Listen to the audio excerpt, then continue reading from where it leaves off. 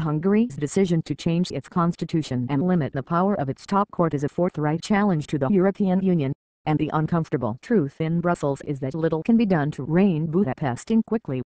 The Hungarian parliament, dominated by supporters of Prime Minister Viktor Orban, has voted overwhelmingly for a set of constitutional amendments that opponents, including the EU, the US government and human rights groups, feared will undermine the country's 24-year-old democracy.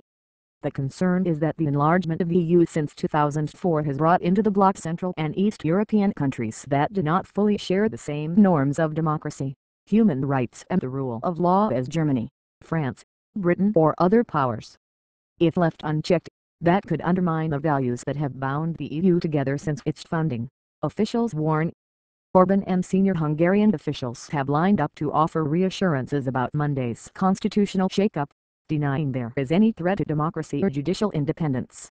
But it is not the first time Orban has rattled the EU's cage, and there is alarm in Brussels at the latest move, which follows changes last year to other sensitive media and banking laws. European Commission President José Manuel Barroso issued a statement immediately after the Hungarian vote saying the amendments raise concerns with respect to the principle of the rule of law, and EU legal experts have begun examining the changes to see where Hungary may have violated EU law.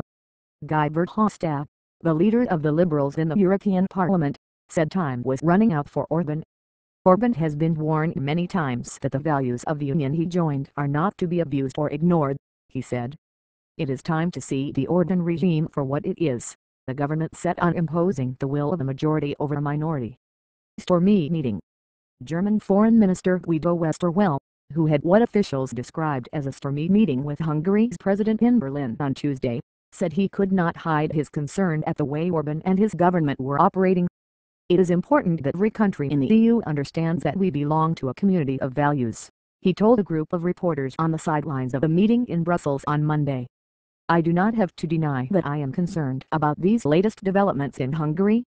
I express my concern.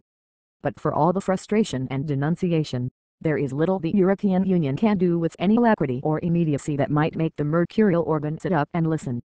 The way the EU operates is based largely on consensus among the 27 member states. If a country is deemed to have fallen out of line, there are legal and other steps that can be taken, but it takes time to build support for them and make them bite. In the case of Hungary, and similar standoffs with Romania and Bulgaria in recent years, the first response from fellow member states and the European Commission, the EU's executive, tends to be political pressure or moral persuasion to try to make the government in question alter its behavior.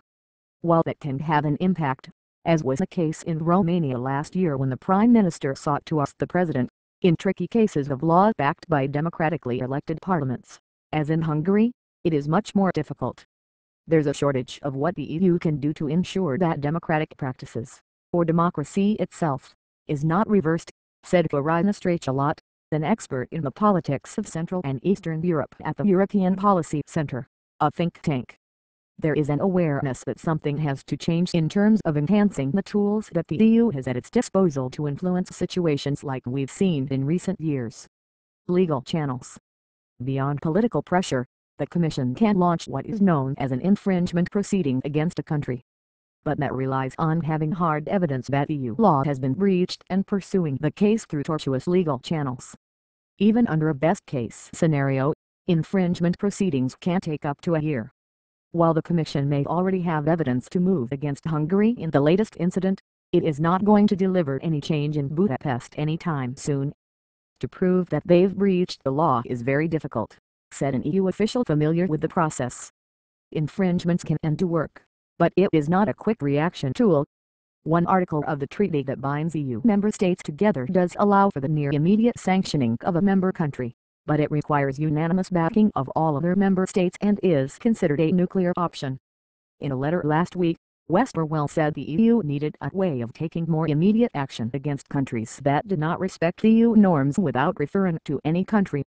Barr also made a similar call in a speech last year, saying threats to the democratic fabric in some EU states meant an alternative was needed between the soft power of political pressure and the nuclear option of Article 7 of the treaty.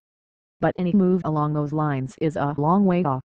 For now, the EU needs to find a way to bring pressure to bear on Hungary, possibly by working with the International Monetary Fund to withhold financial assistance, and make it shift course. Otherwise, analysts say, it will find itself with a growing problem of trying to enforce democracy in some of the Central and Eastern European countries that the EU was so keen to draw into the heart of Europe after the fall of communism. What all this has shown is that the assumption that once you become a member you are fully democratized and there's no going back has been completely questioned, said Strachalot of the European Policy Center. Democracy and democratization are forever a work in progress,